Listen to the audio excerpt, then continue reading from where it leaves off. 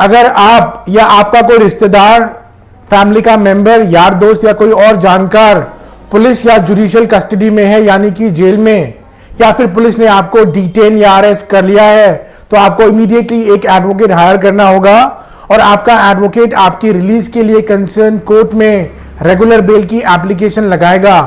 हालांकि कुछ केसेस में आपको पुलिस स्टेशन से ही बेल मिल जाएगी, मगर ये केस टू केस डिपेंड होगा।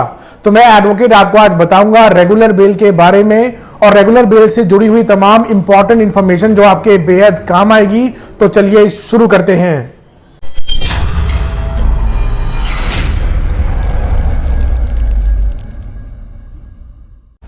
पेस कंसल्टेंट्स में आपका स्वागत है। बेल दो तरह की होती है, number 1 anticipatory bail, number 2 regular bell. और इस वीडियो में आज हम सिर्फ बात करेंगे रेगुलर बेल के बारे में। अगर आपको एंटीसिपेटरी बेल के बारे में कोई भी इंफॉर्मेशन चाहिए तो उसका लिंक हमने डिस्क्रिप्शन में डाल दिया है, आप वहां पे क्लिक करके एंटीसिपेटरी बेल की भी वीडियो देख सकते हैं। सबसे पहले हम बात करते हैं कि बेल क्या होती है। बेल एक टेम्परेरी कंडीशनल रिलीज है कस्टडी से, चाहे फिर वो पुलिस कस्टडी हो या जुडिशियल कस्टडी, और ये आपको तब तक ग्रांट होती है जब तक आपके ट्रायल कोर्ट का अंतिम फैसला ना आ जाए। रेगुलर बेल का कॉन्सेप्ट दो चीजों पर निर्भर करता है, पहला बेलेबल ऑफेंस, दूसरा non bailable offence. Bailable offence वो होते हैं जिनकी क्राइम की ग्रेविटी कम होती है, जैसे कि किसी को गाली देना, किसी की इंसल्ट करना, किसी को धमकी देना।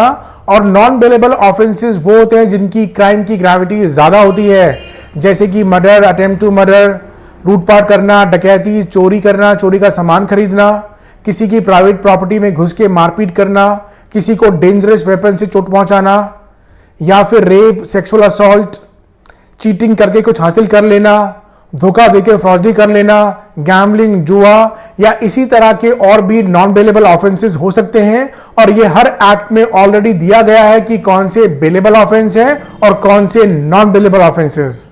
अब हम बात करते हैं सेक्शन 436 सीआरपीसी की, जिसमें कहा गया है कि अगर आपने कोई भी बेलेबल ऑफेंस किया है तो आप सेक्शन 436 सीआरपीसी के तहत कंसर्न पुलिस स्टेशन से ही अपनी बेल ले सकते हो। अगर कंसर्न पुलिस स्टेशन आपको किसी भी वैलिड रीजन से बेल ग्रांट नहीं करता है तो आपको घबराने की जरूरत नहीं है, फिर आपको कंसर्न कोर्ट में सेक्शन 436 के तहत ही अपनी बेल की एप्लीकेशन लगानी होगी और कंसर्न मैजिस्ट्रेट आपको डेफिनेटली बेल ग्रांट करेंगे, क्योंकि बेलेबल ऑफेंसेस में बेल मिलना आपकी एब्सोल्यूट, स्टैट्यूटरी और इनडिफिजिबल राइट है। और अगर 7 डेज के अंदर आप अपनी श्योरिटीज का इंतजाम नहीं कर पाते हो तो कोर्ट ये मान लेगा कि आप एक इंडिजेंट यानी कि लाचार इंसान हो, फिर आपको कोर्ट पर्सनल बॉन्ड पे 7 डेज के अंदर रिलीज कर देगा। अब हम बात करते हैं सेक्शन 436A की, जिसमें बताया गया है कि अगर आपने कोई ऑफेंस किया है, आपका अभी भी ट्रायल चल रहा है और आपने आधी से ज्यादा सजा काट ली है, तो कोर्ट आपको बेल पे रिलीज कर सकता है, बशर्त है जो आपने ऑफेंस किया है उसके अंदर पनिशमेंट ऑफ डेथ नहीं होनी चाहिए। और आपको बेल ग्रांट करने से पहले कोर्ट पब्लिक प्रोसिक्यूटर की भी ओपिनियन लेंगे और उसके बाद ही फैसला करेंगे कि आपको बेल मिलनी चाहिए या नहीं मिलनी चाहिए। अगर आपने कोई ऑफेंस किया है, आपका अभी भी ट्रायल चल रहा है, आप जेल में हो और उस ऑफेंस की आपने ऑलरेडी पूरी सजा काट ली है, तो कोर्ट आपको इमीडिएटली रिलीज कर देगा। अब हम बात करते हैं सेक्शन 437 सीआरपीसी की, जिसके अंदर हमेशा कंसर्न मैजिस्ट्रेट के यहां पे बेल की एप्लीकेशन लगाई जाती है सिर्फ नॉन बेलेबल ऑफेंसेस में। और नॉन बेलेबल ऑफेंसेस में बेल मिलना आपकी एब्सोल्यूट राइट नहीं है, इसके अंदर कोर्ट का अपना डिस्क्रिप्शन होता है कि वो आपको बेल ग्रांट करें या ना करें। सेक्शन 437 में कुछ ऐसे एक्सेप्शन भी हैं जिसके अंदर कंसर्न मैजिस्ट्रेट ना तो बेल सुन सकते हैं ना ही बेल ग्रांट कर सकते हैं। और अगर कंसर्न मैजिस्ट्रेट आपको किसी भी कॉग्निजेबल ऑफेंस जिसमें इंप्रिजनमेंट 7 ईयर्स या उससे ऊपर की है, अगर वो उसमें आपको बेल ग्रांट कर रहे हैं तो आपको बेल ग्रांट करने से पहले वो पब्लिक प्रोसिक्यूटर की भी ओपिनियन लेंगे और उसके बाद ही फैसला करेंगे कि आपको बेल ग्रांट करनी चाहिए या नहीं करनी चाहिए। अब हम बात करते हैं सेक्शन 439 सीआरपीसी की, जिसके अंदर हमेशा सेशंस कोर्ट या हाई कोर्ट में ही बेल की एप्लीकेशन लगाई जाती है सिर्फ नॉन बेलेबल ऑफेंसेस में। और जिन बेल की application concern magistrate under section 437 CrPC नहीं सुन या ग्रांट सकते, उन सभी बेल की एप्लीकेशन को भी सबसे पहले सेशंस कोर्ट में लगाते हैं।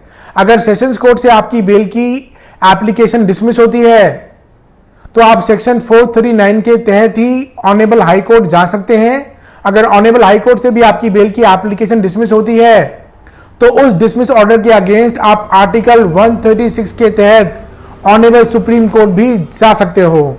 अब हम बात करते हैं इंटरिम बेल के बारे में। तो इंटरिम रेगुलर बेल भी हो सकती है और इंटरिम एंटीसिपेटरी बेल भी। इंटरिम बेल के अंदर हम ऑनरेबल कोर्ट से प्रे करते हैं कि हमें लिमिटेड टाइम के लिए बेल ग्रांट की जाए एक वैलिड रीजन की वजह से। एग्जाम्पल के तौर पे हमारे घर में शादी है, किसी की डेथ हो गई है, वाइफ प्रेग्नेंट है, या बच्चे का एडमिशन करवाना है, या इसी तरह के और भी वैलिड रीजंस हो सकते हैं। तो फिर कोर्ट का ये अपना डिस्क्रिशन है कि वो हमें बेल ग्रांट करे या ना करे। अब हम बात करते हैं ट्रांजिट बेल के बारे में। ट्रांजिट बेल के अंदर हम कंसर्न कोर्ट से प्रे करते हैं कि हमें ट्रैवलिंग के दौरान पुलिस अरेस्ट ना करें।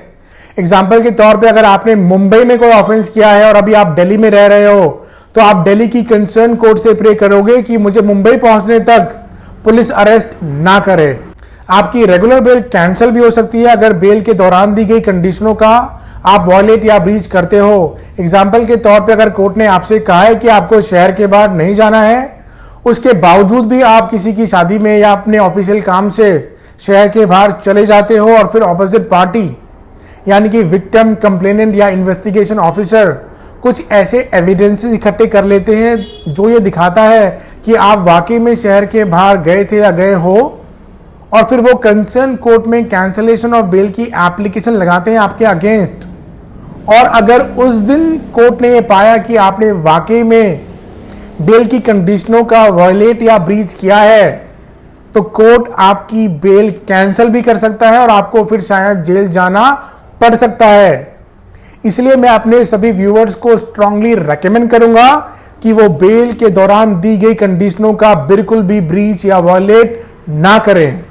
जब आपको कोर्ट से बेल ग्रांट हो जाती है तो आपको बेल ऑर्डर के हिसाब से श्योरिटीज का इंतजाम करना होता है।